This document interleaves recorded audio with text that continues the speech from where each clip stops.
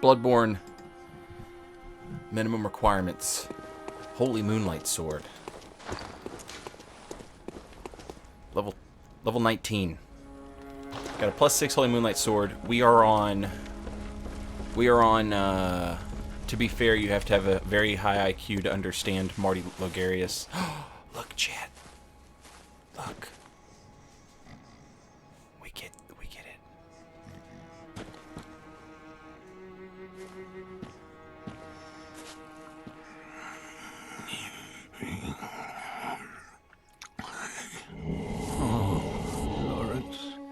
What's taking you so long? I've grown too old for this. Of little use now, I'm afraid.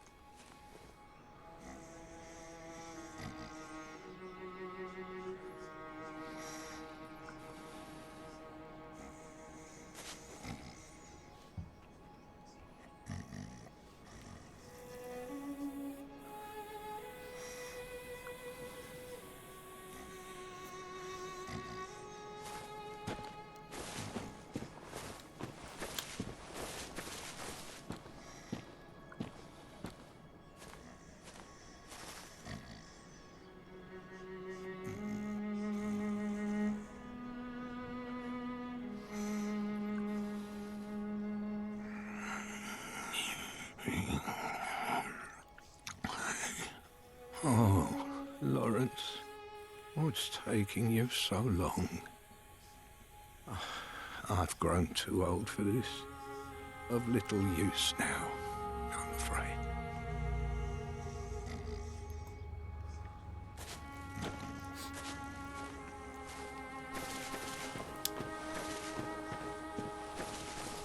So I wonder what he's waiting on. I mean, he's obviously waiting on Lawrence, but what's Lawrence supposed to do?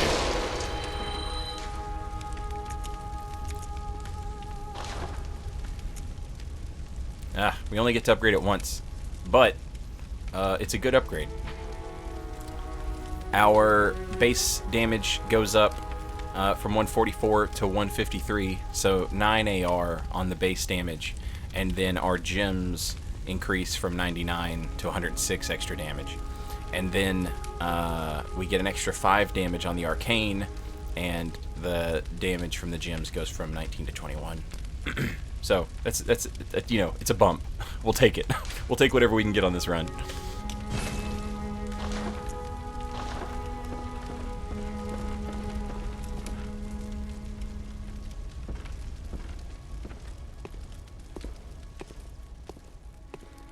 He's waiting for his lunch.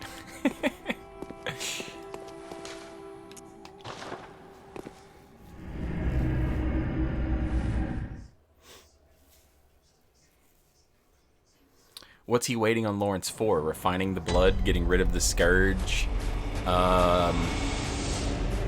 Yeah, like that sort of casts like a weird motivation on. Oh, I forgot to look at this blood gem. Maybe it might have been better.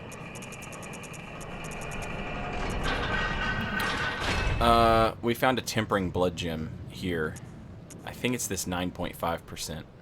Physical up near death at 3.6. I think that's the one we found. But I'm pretty sure we've got, yeah, 12 and 10 in there already. So.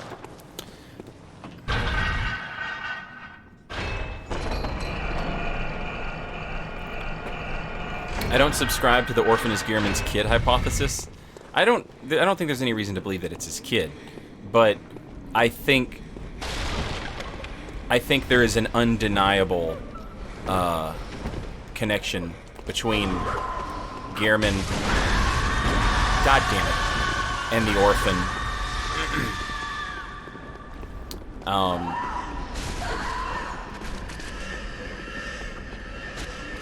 Damn it.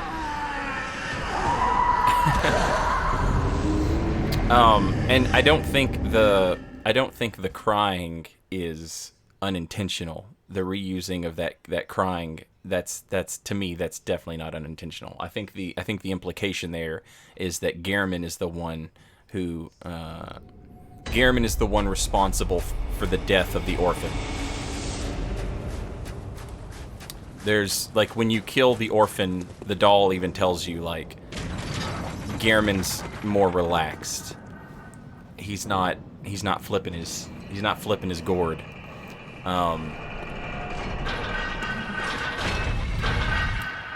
He was able to sleep or something, you know. Like, there's definitely an implied connection between the orphan and Gehrman.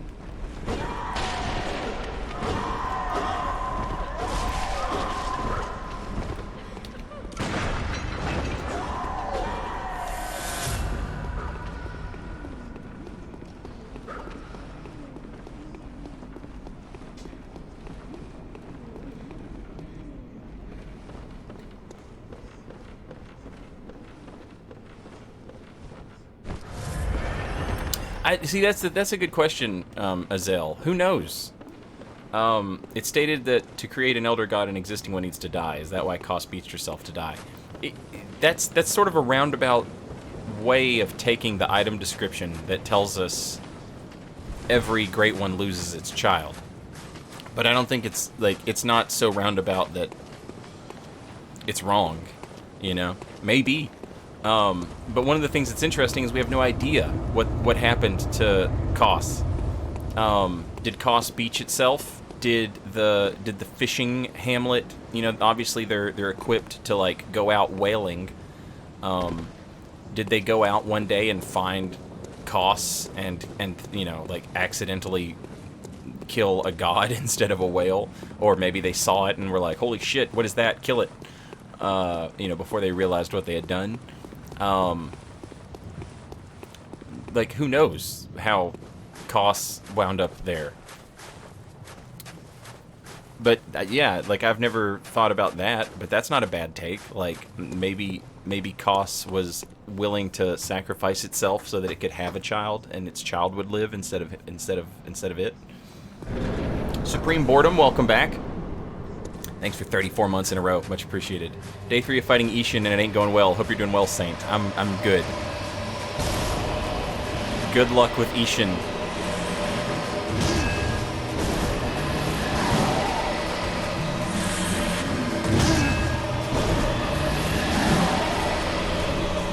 I just bought you that chair, young man.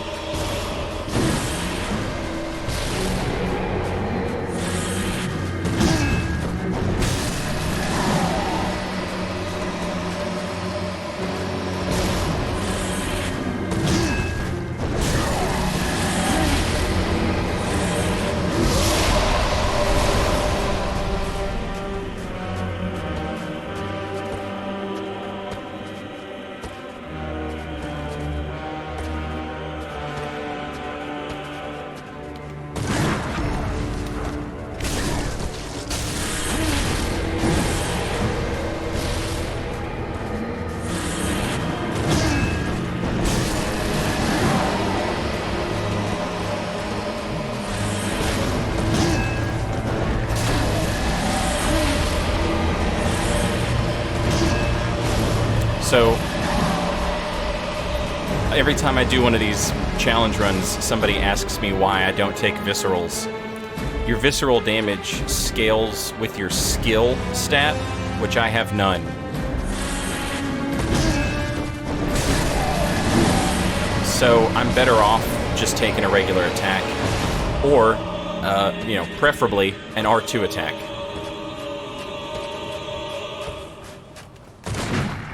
What?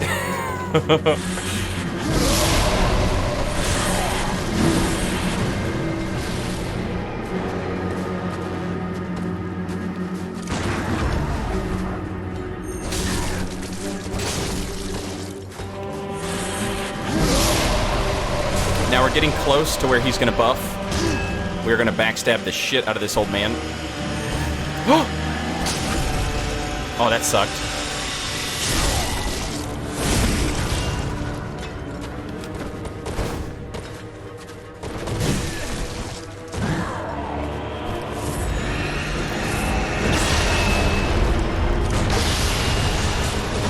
Oh!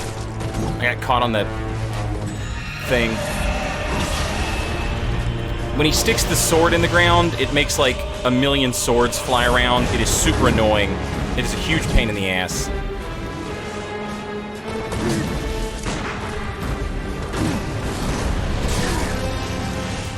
You can just shoot the sword.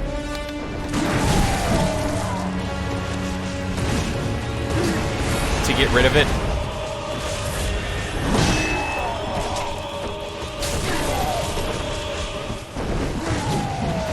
I'm too far away to shoot it now, so it's just being a pain in my ass.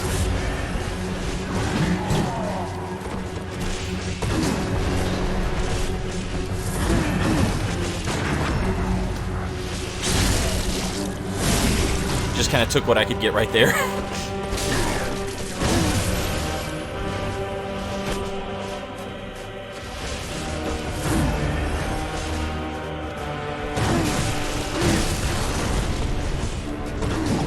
God damn it.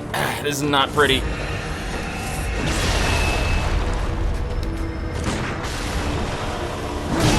I deserve that.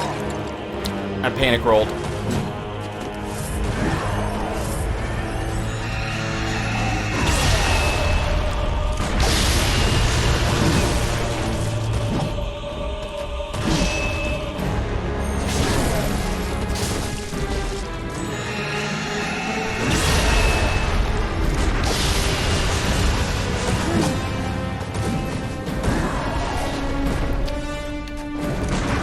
Damn it. That's an easy parry. The hard part about parrying that is your bullet just misses.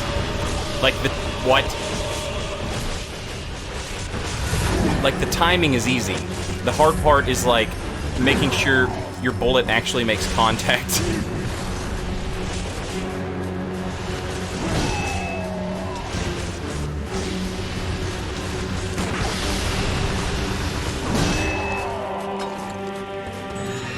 Damn it!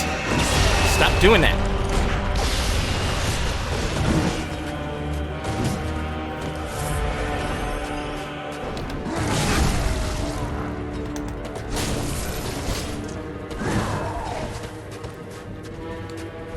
Not in good shape here.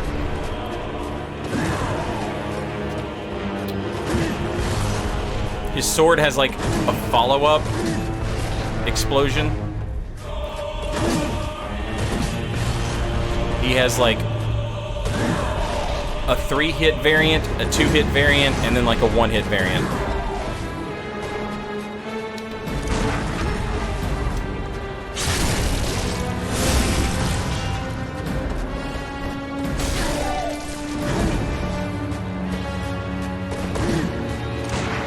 Uh-oh. Yeah.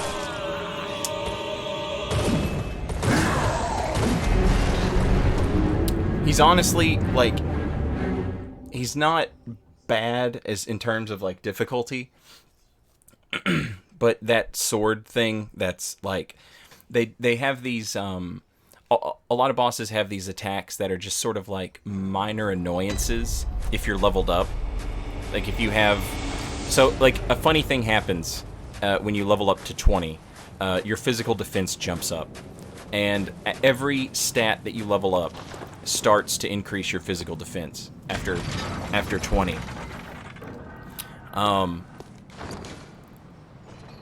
Doing these kind of runs, you start to see all of these attacks that are designed to just sort of be like pestering, you know, nonsense that you can almost ignore. They become like the life and death situations.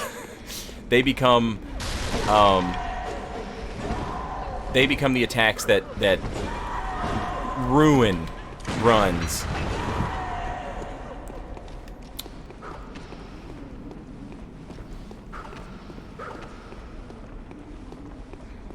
Do throwing knives kill a sword too?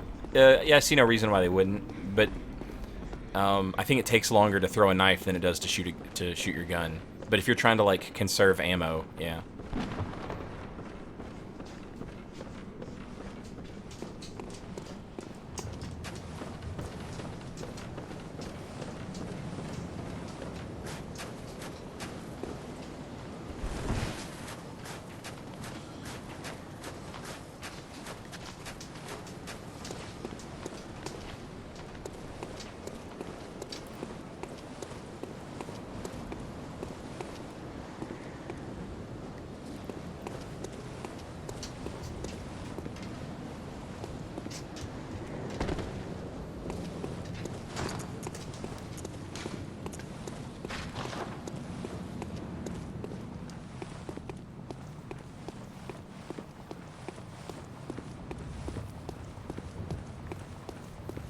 Logarius being a Thumerian doesn't, like, no one in the game that we meet in, like, modern day would be Thumerian.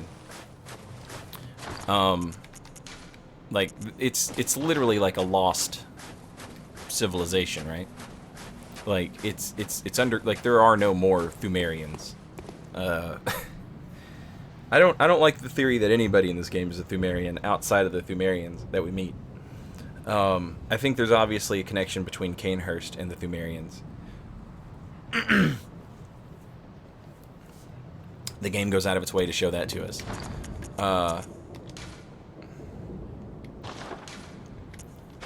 But in terms of, like, someone in the time of Logarius being a Thumerian, like, it doesn't make sense. Like, he might be descendant of Thumerians, but he is not a Thumerian.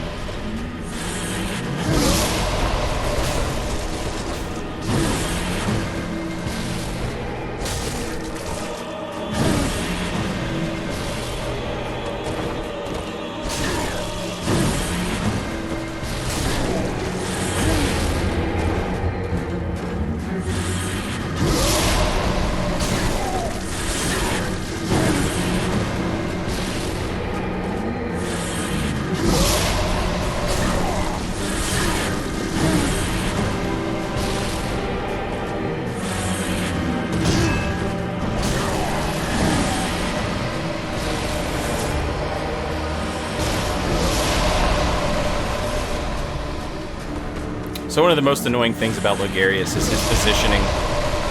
The way he'll position his back to try and make it hard for you to backstab him.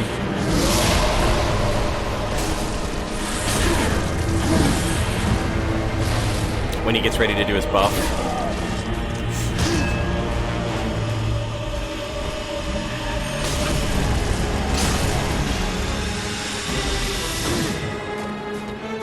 That was good damage.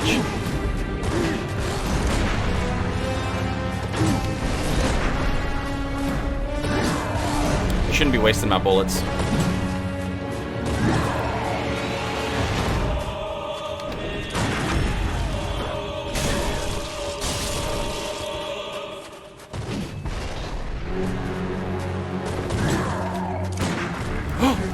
How do I keep messing that up?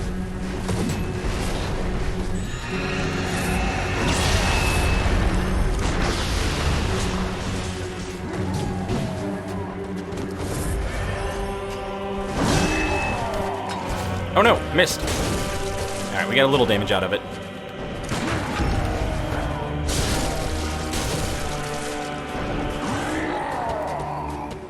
Sir? Where'd you go?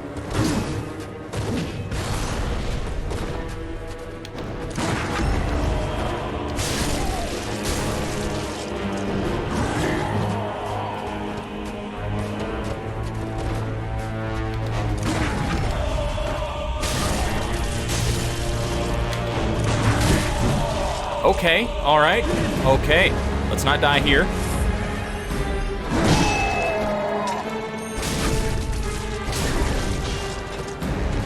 Good backstab. One. Oh, he didn't go for the second. Ow. Didn't go for the third. One.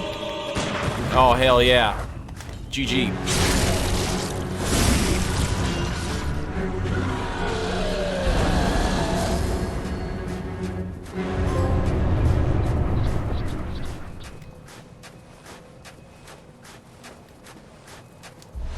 Crown of Illusions.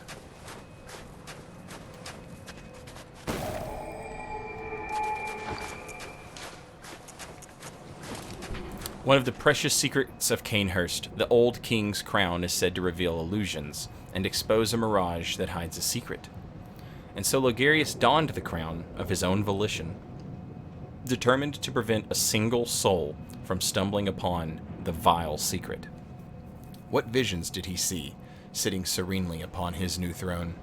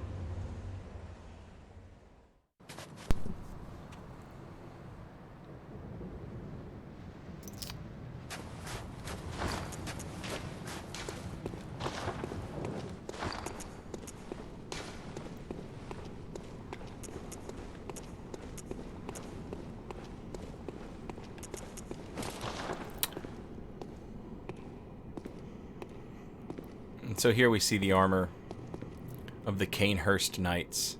The same armor that we find in the labyrinth, in the Chalice dungeons.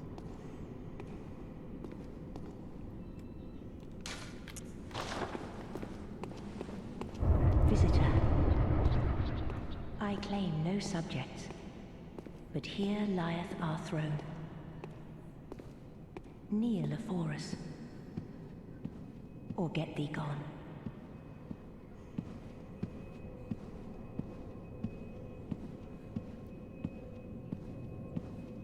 So Logarius has chosen to lock away the Vileblood Queen, Annalise, and keep the secret of Annalise hidden from everyone. It was Martyr Logarius who said, "Acts of goodness are not always wise, and acts of evil are not always foolish, but regardless, we shall always strive to be good." Visitor, moon-scented hunter. I am Annalise, Queen of Castle Cainhurst. Ruler of the Vile Bloods, and sworn enemy of the Church.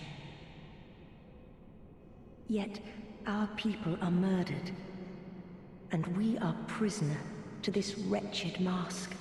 What is it thou art in search of? Well, well. An odd hunter thou art indeed. We've tired of these piteous nights. Share in our plight, and take oath against the Church. If thou wouldst this path walk, I prithee, partake of my rotted blood. Hey, what's up, Yeet? Very well. Drink deep of our blood. Feel the spreading corruption burn.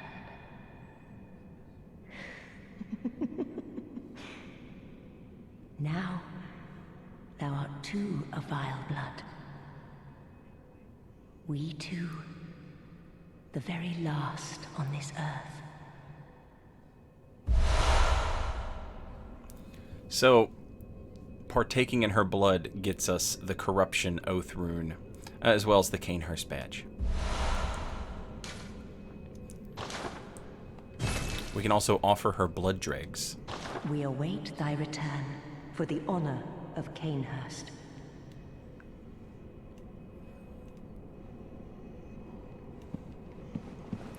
Over here we find an unopened summons. Old unopened summons, calling someone to Cainhurst. Like the first of its kind, it is an invitation to Cainhurst, but for whom is not known, as it lacks an addressee.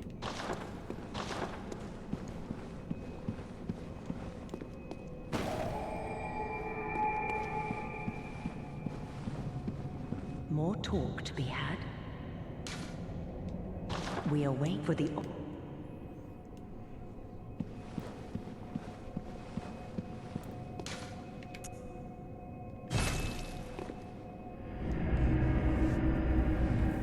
So now, obviously, we need to give this Cainhurst summons to our boy Alfred. But before we do that, I'll show off something that's kind of neat.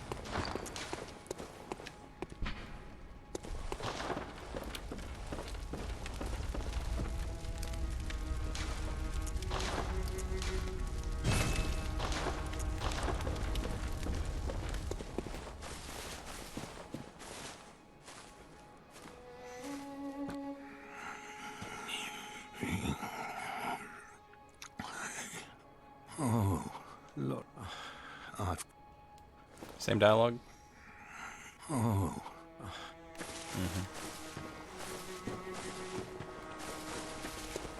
We'll buy some blood vials. Oh, also, we now have access to the Chikage, and the Reiter Palash. A foreign-made weapon wielded by royal guards who protect Annalise, queen of the Vile Bloods, at Cainhurst Castle. When the intricate rippled engraving that spans the Chikage's blade is imbued with blood, the sword sings in scarlet hues.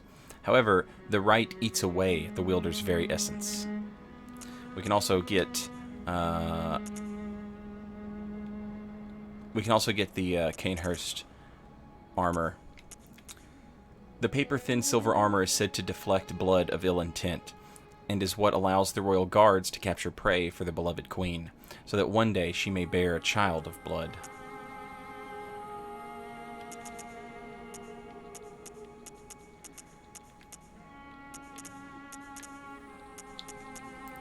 We also have access to the repeating pistol, which is typically used by healing church hunters.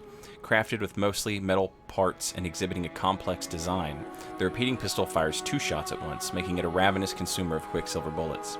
Should be used sparingly compared to its workshop counterpart, as the trump card in one's arsenal.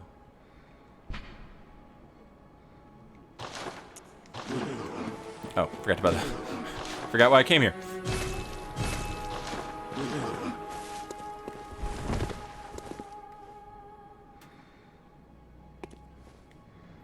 Alright, so what we're going to do is we're going to go back to the Grand Cathedral, and this should work. We'll see if it does or not. We're going to try and kill those 2 NPC hunters, the Rifle Spear and the Tonitrus, and I believe they should give us blood dregs when we kill them. Oh, but they only give us blood dregs if we are actively in the Covenant. So let's do that. Let's go join the Covenant. We have to equip the Vile Blood Rune.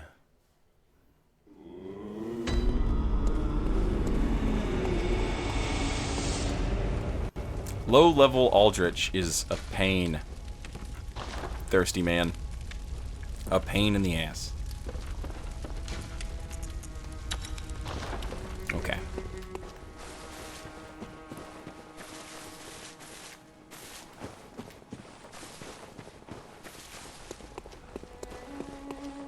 Now let's do it.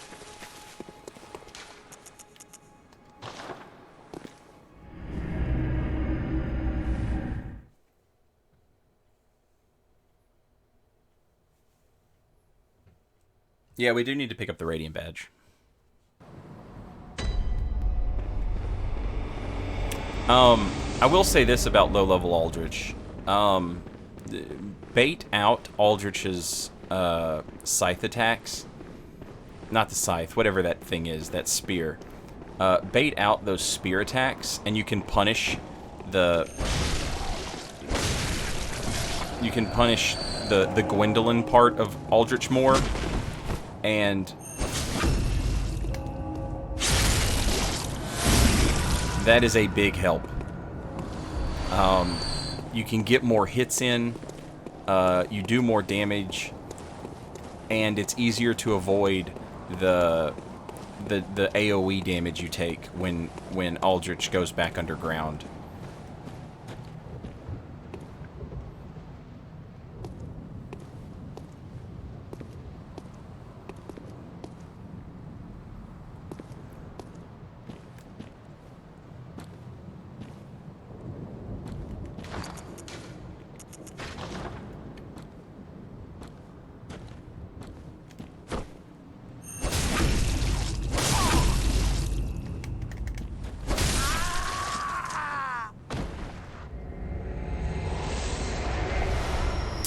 So, killing NPCs, as long as we have that Covenant on, nets us a Blood Dreg. And a Blood Dreg, if we use it, gives us an insight at awful things that Vile Bloods see in cold blood. The Vile Bloods of Cainhurst, Bloodlusting Hunters, see these frightful things in cold blood. They often appear in the blood of Echo Fiends, that is to say, the blood of hunters. Queen Annalise partakes in these blood dregs offerings so that she may one day bear the child of blood, the next Vile Blood heir. And obviously, you know, spermatoza looking looking thing. But also sort of reminiscent of the moon presence.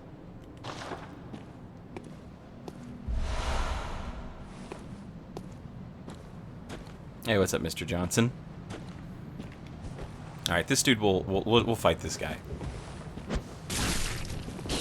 He's not a gun spamming nerd.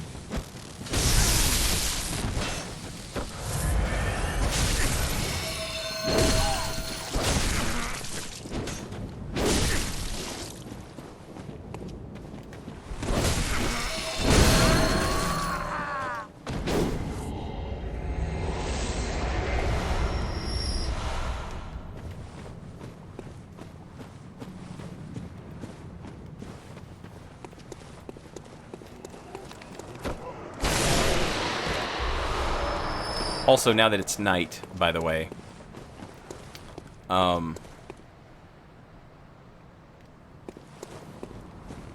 we get different dialogue from the doors we interact with.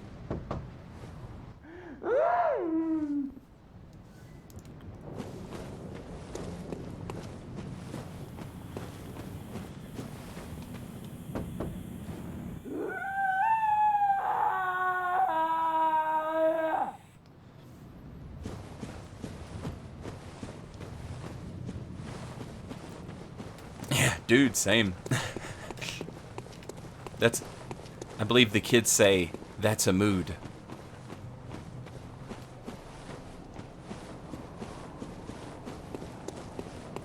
Yeah, if you'll remember, the chapel dweller told us that locking up indoors wasn't enough for some reason. Everybody was going mad. Even the ones that locked up indoors. Now that I think about it,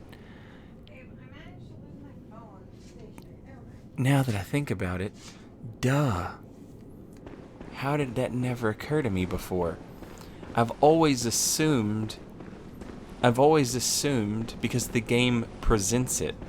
The game presents it like incense is designed to keep the beasts away. But the incense is probably working two ways. It's keeping the people from smelling whatever the hell it is that transforms them into like these nightmare people. But the incense isn't working anymore. And like the fact that the player character is moon scented, and like every time we get close to someone, like they turn into like a blood frenzied boss monster. Like yeah, I had never thought about that. Because like the incense, they tell you like, oh yeah, the incense will keep the monsters at bay, but like they are the monsters. The incense keeps them at bay. I had never thought about that. That's so good.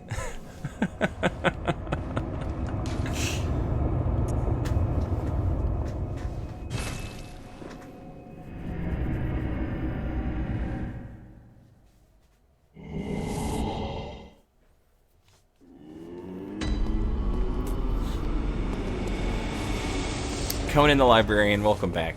Thanks for 28 months, 23 in a row. Hope you're doing well.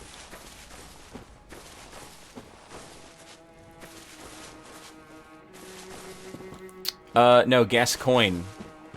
Like, everyone comments on our scent, but Gascoigne, what's that smell? Like, you know, oh, moon-scented hunter, and, oh, what a queer scent. Like everybody's commenting on our smell. And, yeah, that's so good.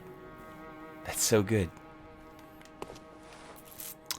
Alright, okay, so we've got a couple blood dregs, right? So let's take some blood dregs, and, we'll give them to Annalise. See if she says anything.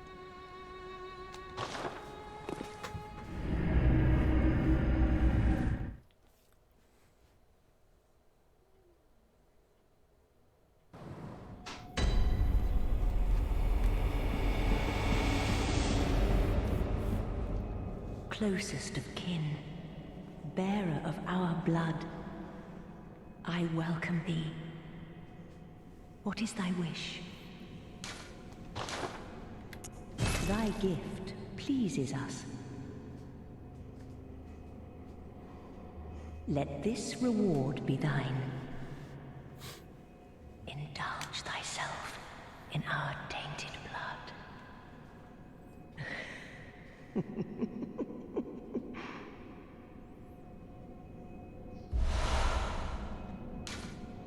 Neat. So we get a new gesture out of it. We await for the honor. And we get a little bit of dialogue as well. But what she don't know is that we're secretly undercover. We're undercover.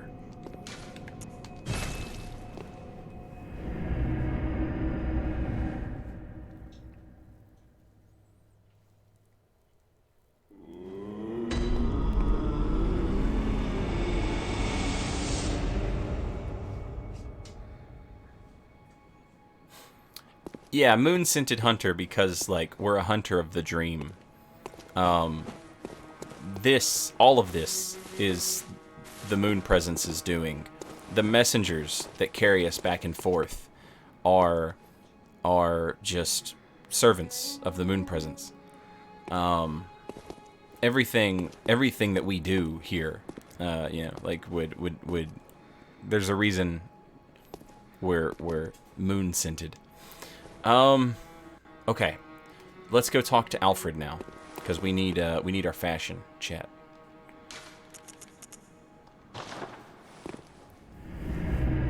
I talked about that yesterday, Devin guy. What does the moon smell like? I actually looked this up because I was curious because of Bloodborne.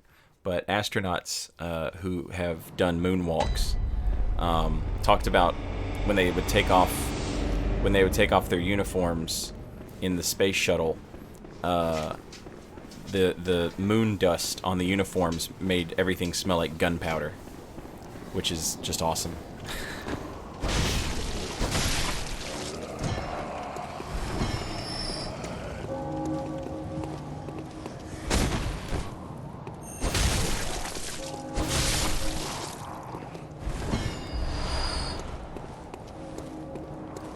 You think there's a reason for clothes having beasthood? I mean, probably tied to, like, the defense that it offers against, blood, right? Like blood tinge, if I had to guess.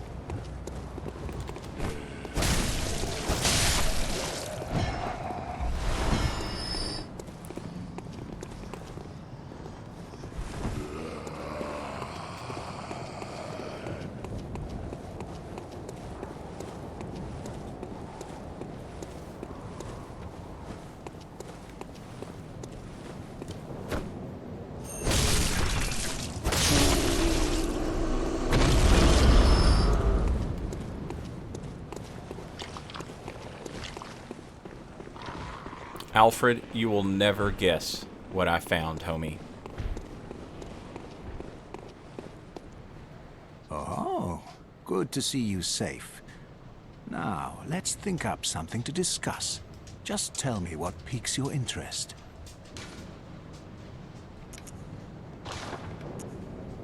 Listen, this is the same voice actor as Solaire, okay? And we all know Solaire is like the, you know, the sun is a magnificent father. If only I could, if I didn't know any better, I'd think you liked me, you know. The spit on this man's lips as he starts drooling at the contemplation of being able to get at Annalise. Such a good job on the lines from the voice actor. Aha! Is that the sigil of Cainhurst? I've heard tell of Cainhurst nobles and their amusingly pompous invitations. Wonderful. I thank you profusely.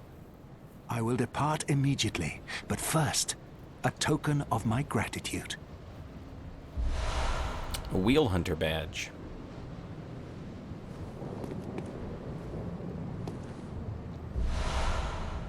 Ah, I feel my master's hand at work. Praise the good blood. and let us cleanse these tarnished streets. It has been an honor, but I must say goodbye. Let us cleanse these tarnished streets, and may the good blood guide your way. So the Wheel Hunter badge. Martyr Logarius led a band of capital E executioners, and this badge was crafted at their dedicated workshop. The wheel symbolizes righteous destiny.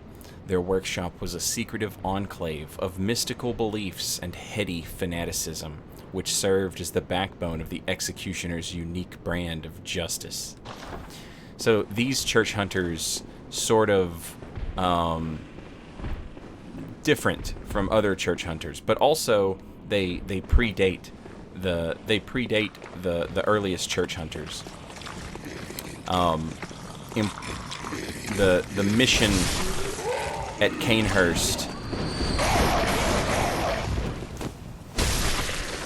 The mission at Cainhurst being like the executioner armor. They talk about how all other hunter armor was inspired by the executioner's stuff, and the executioner's stuff very obviously inspired by the tomb prospector gear, which goes back again to Bergenworth.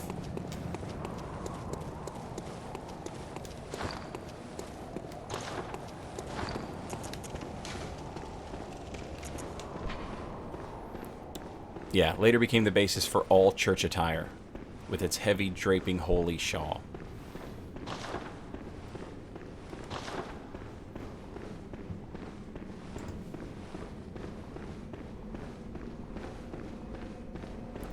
Solaire and Alfred even share a line of dialogue. I've done it. I have. Nice. Good catch, Devin guy.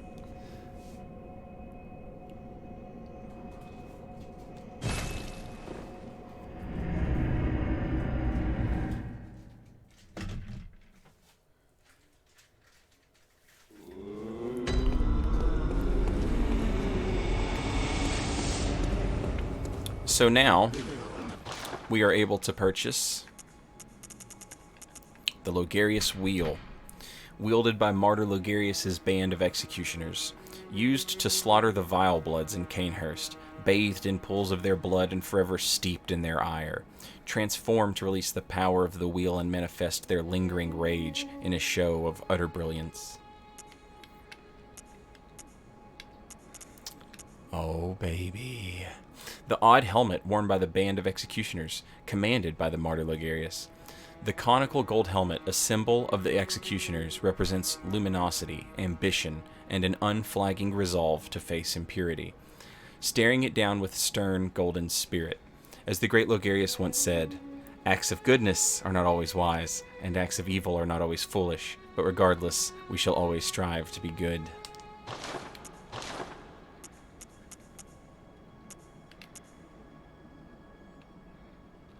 I don't need this. Take it.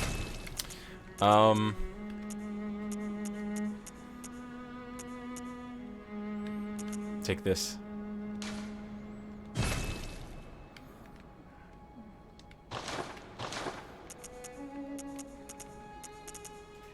It's so expensive.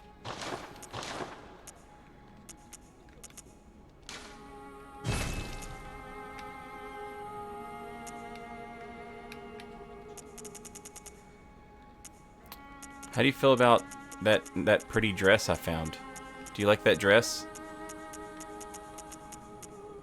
No, you don't. You don't care about the dress at all. However, the crown. You seem to like the crown.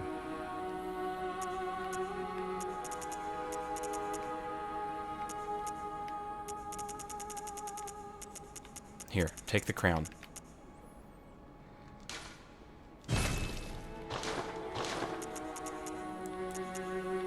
Now give me my hat. Oh, yeah.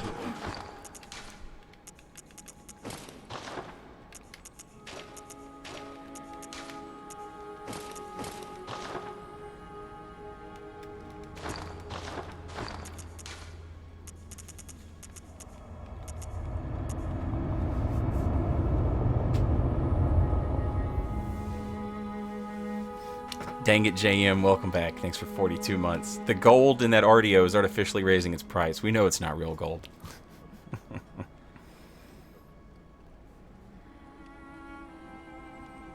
So, are there different sect of church hunters? Yes. Yes.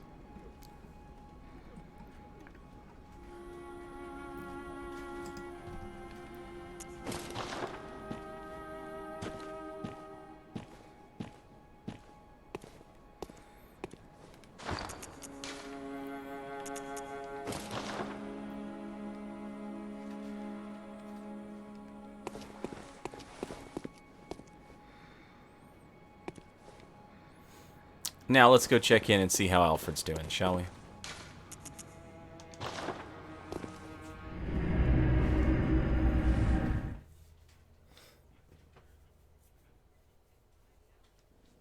Master, look! I've done it! I've done it! I've smashed and pounded and grounded this rotten siren into fleshy pink pulp. There, you filthy monstrosity! What good's your immortality now? Try stirring up trouble in this sorry state. All mangled and twisted, with every inside on the outside for all the world to see.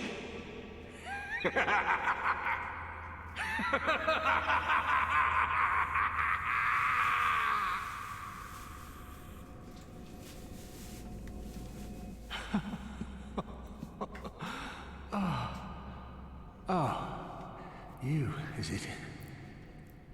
Look at this. Thanks to you, I've done it. Well, isn't it wonderful? Now Master can be canonized as a true martyr. I've done it. I have.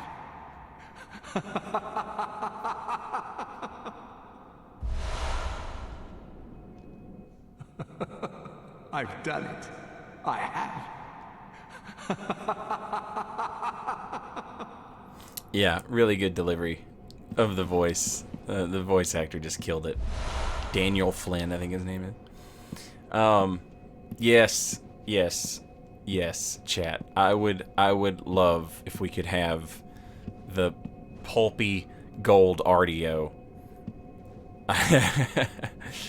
I would love if that was like an option for us to wear.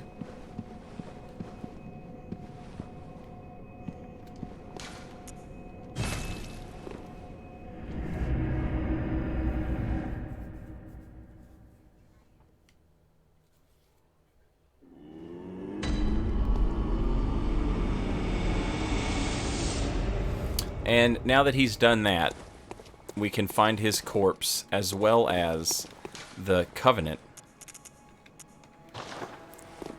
to join the Executioners back in the Cathedral Ward, at the same place we very first encountered him,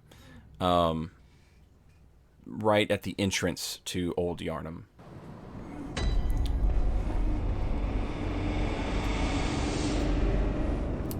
Cosmic Gnostic, thank you.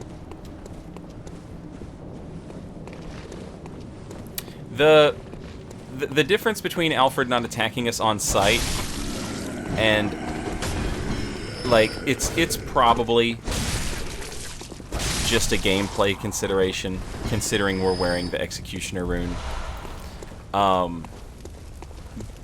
But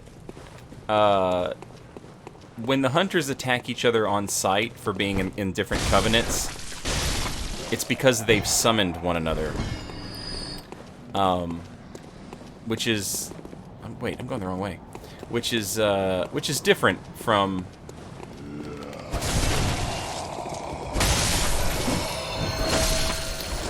bumping into each other on the street, you know?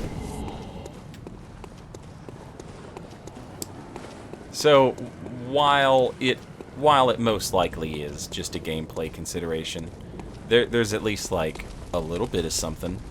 There's at least a little bit of something there to sort of, justify that gameplay decision. Yeah, we picked up some queenly flesh. The remains of Annalise. What remains of Annalise, Blood Queen of Cainhurst? This pinkish lump of flesh remains warm as if cursed. All hail the undying Queen of Blood.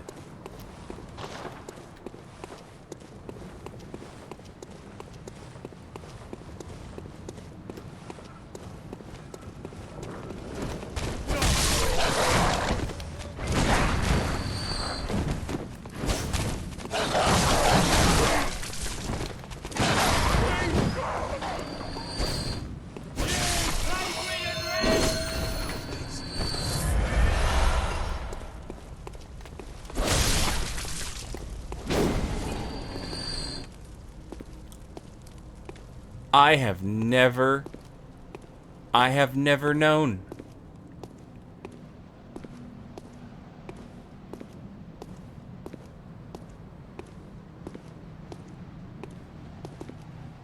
I never knew there was a bagman over here.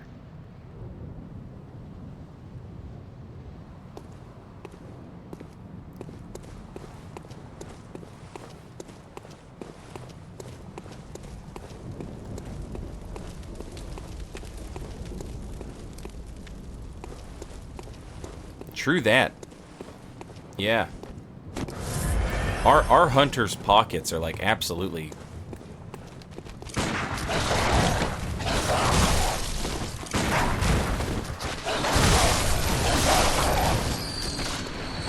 just full of gross, slimy stuff.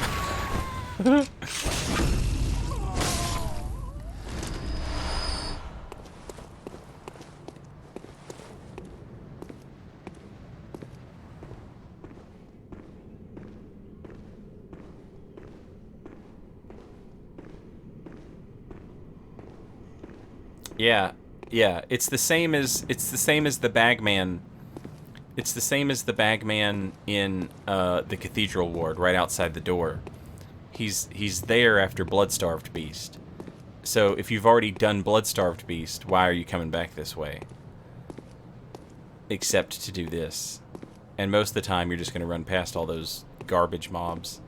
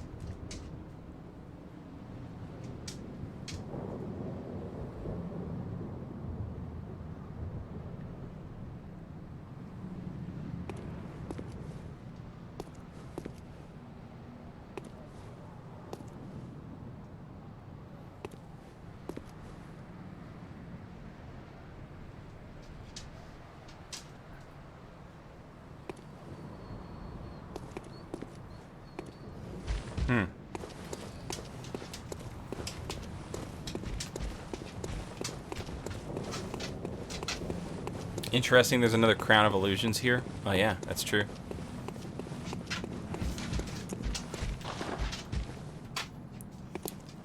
Well, now there's a lore explanation for it. We sold it to the messengers. And Alfred bought it.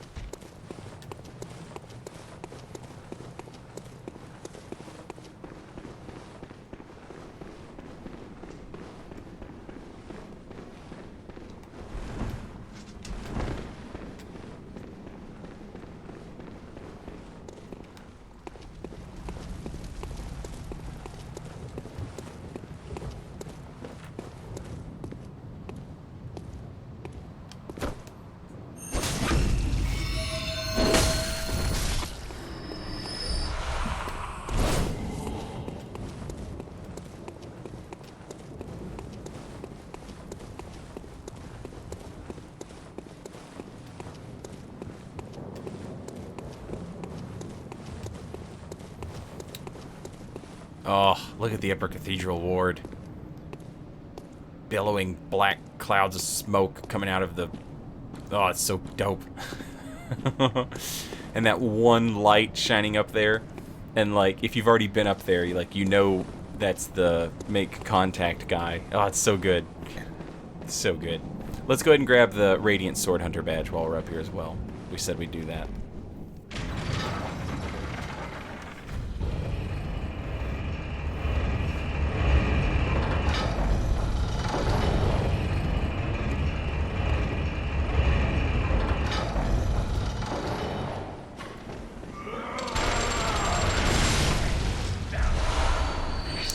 So the thing about Alfred dying is, ow.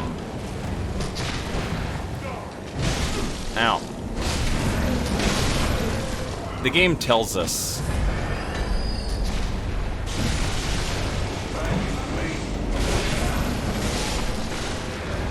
that the executioners are like a fanatical bunch. Fanatical's not a word you use for like people who have like a healthy ideology.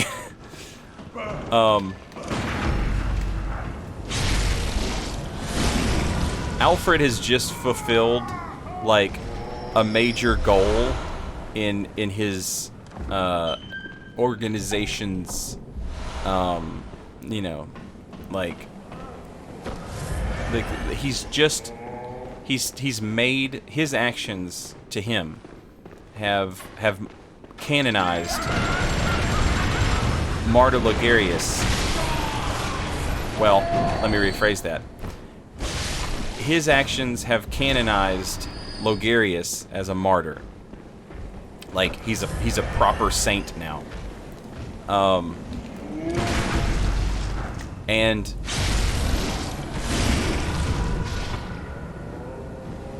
my man lives in a nightmare world where everything is a beast that's trying to kill you.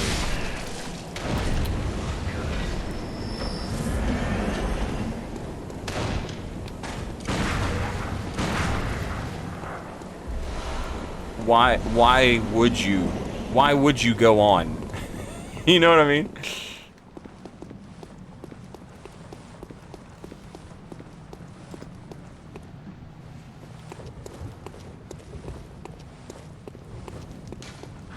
The sky and the cosmos are one. The choir.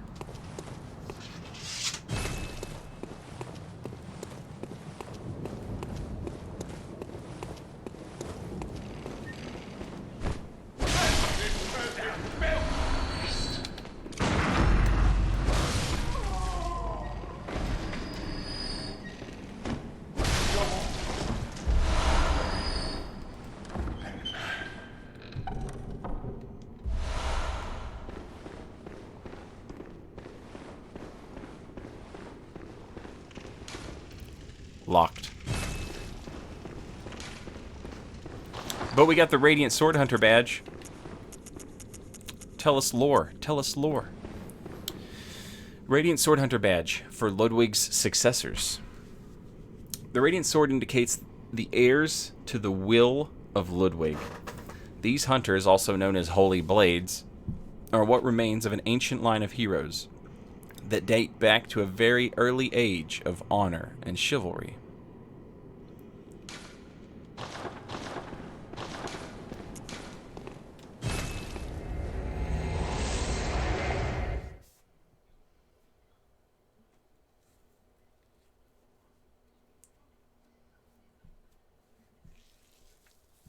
Alright, we have run around for a long time after killing Logarius, and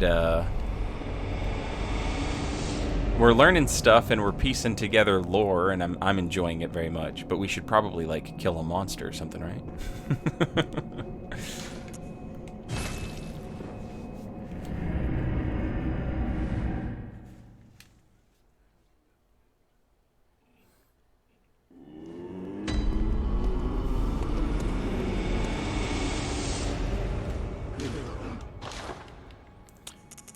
Now we can buy fire paper. As well as Ludwig's Holy Blade. It is said that the silver sword was employed by Ludwig, the first hunter of the church. When transformed, it combines with its sheath to form a great sword. The Healing Church workshop began with Ludwig and departed from old Gehrman's techniques to provide hunters with the means to hunt more terrifying beasts, and perhaps things still worse. We can't use this right now, but at some point this build is going to use this rifle. We can also now buy the Tomb Prospector's garb.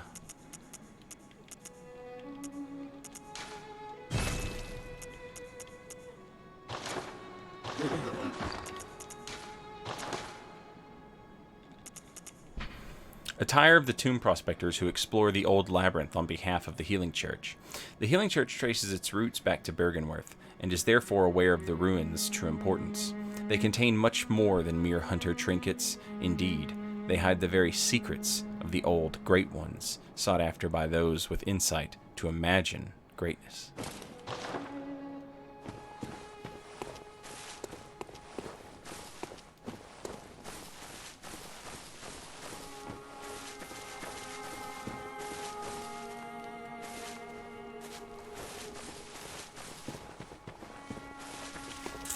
Alright, chat.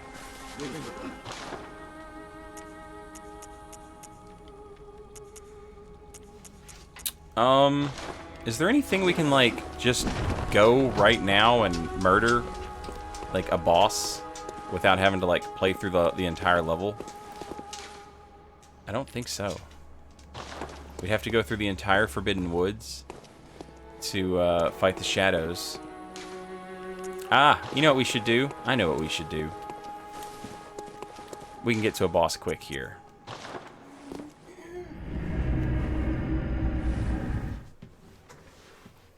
And this is a good boss too. I like this. I like this guy. He's a good guy.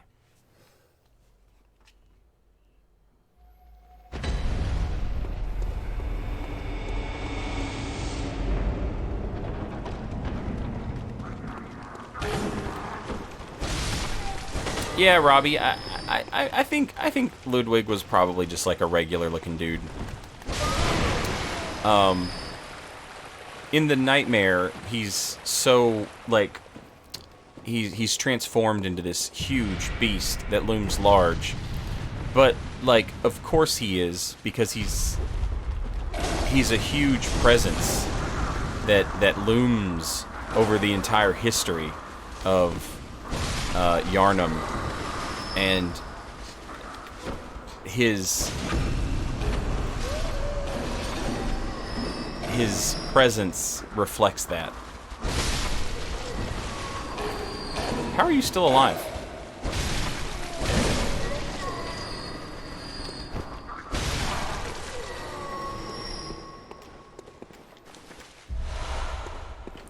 Grab some Richie blood.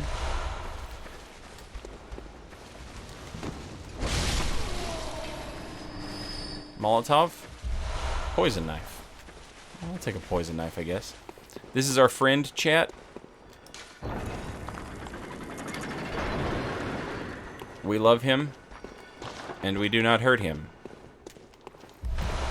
Now, if you kill him, he'll drop you like 70 million blood vials. But that's, you know, he's a good guy. He's a good guy, and we leave him alone.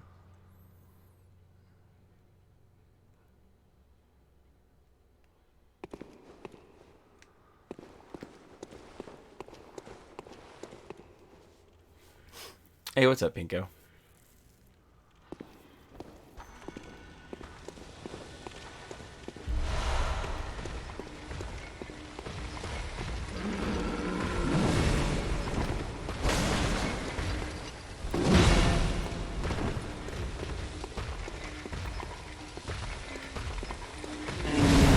Ooh! These dudes right here, the ones with, like, the burning iron, are, like, incredibly easy to parry. Like, it's almost easier to parry them than it is to miss the parry. Like, that iron that pokes out, like, it's parryable forever.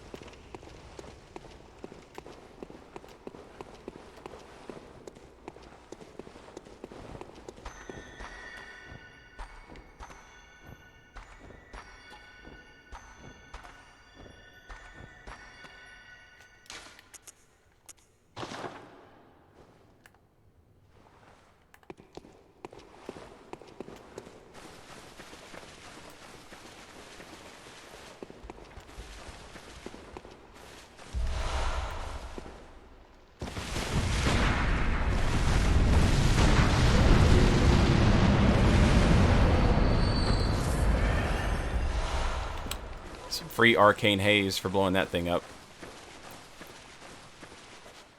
And if you shoot it, like, right in the flower, it does, like, a million billion damage. The one in Bergenworth doesn't take nearly as much damage when you shoot it. But it also doesn't have a flower. Not, like, a glowing flower.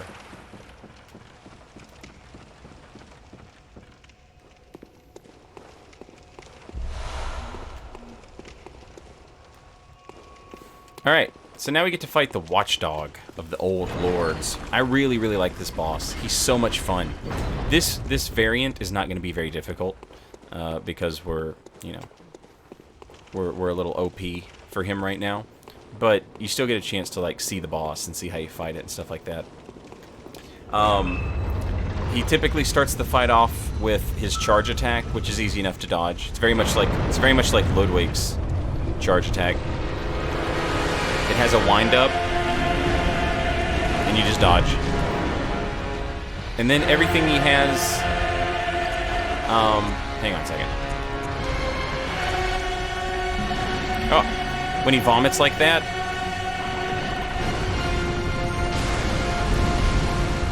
you can get in there and, like, absolutely mess him up. You can break all 4 of his legs, but his back legs are more resistant than his front legs by a large margin. So we wait for, like, a head attack, and you can dodge in to the head. You can also dodge the flame swathe right there that he just did. So, like, he's going this way, so we go that way, right? And that's a free hit on the arm.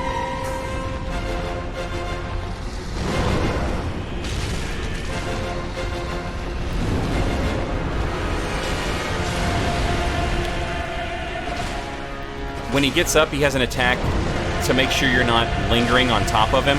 You can just walk away from it and then punish it.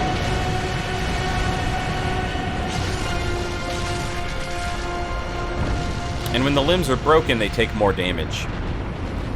He can reset the limb damage by doing that attack right there. Now you can break all of his limbs again.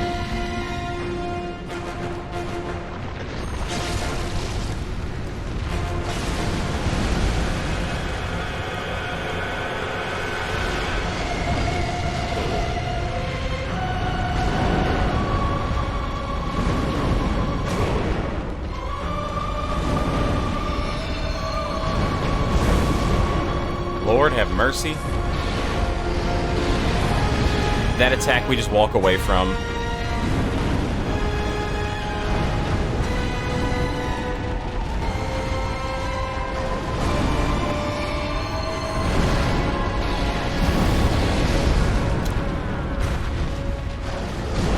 You can also break his head. But to me, breaking his head seems like, why would you? It's so much easier to just break everything else that he's got. You used to hate this fight? I love this fight. I love this fight so much. This is one of my favorite fights.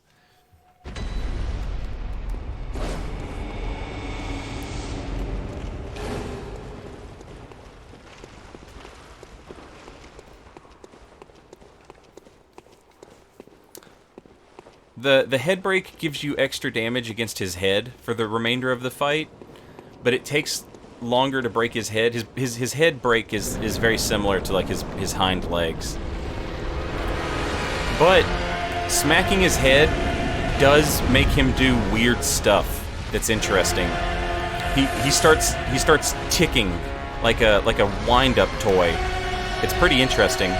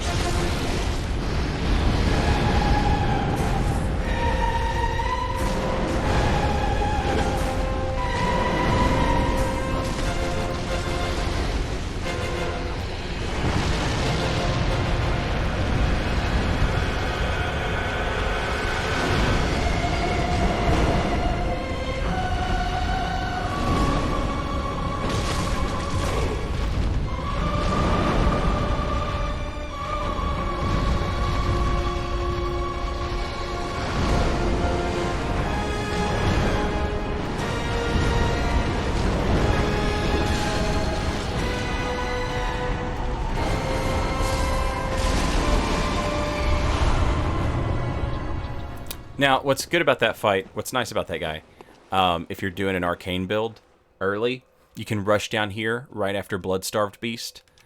And so, right after Bloodstarved Beast, you get access to the the bottom half of the Cathedral Ward, where you fight that mind flayer, where you fight that brain sucker, and the brain sucker has a fire blood gemstone, right? 8.4% fire attack up, and then this dude will always drop you.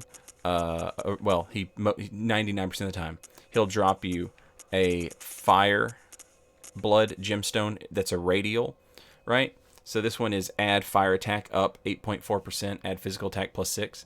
So there you go, like right off the bat, there's 2 blood gems for your saw cleaver for like fire damage, which is like early game. That's a lot.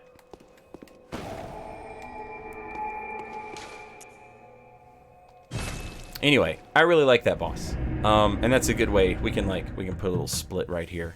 That way we at least killed 2 bosses in one segment, because we just walked around forever doing lore stuff that whole time. So I wanted to get a second boss, that way there was at least like some action.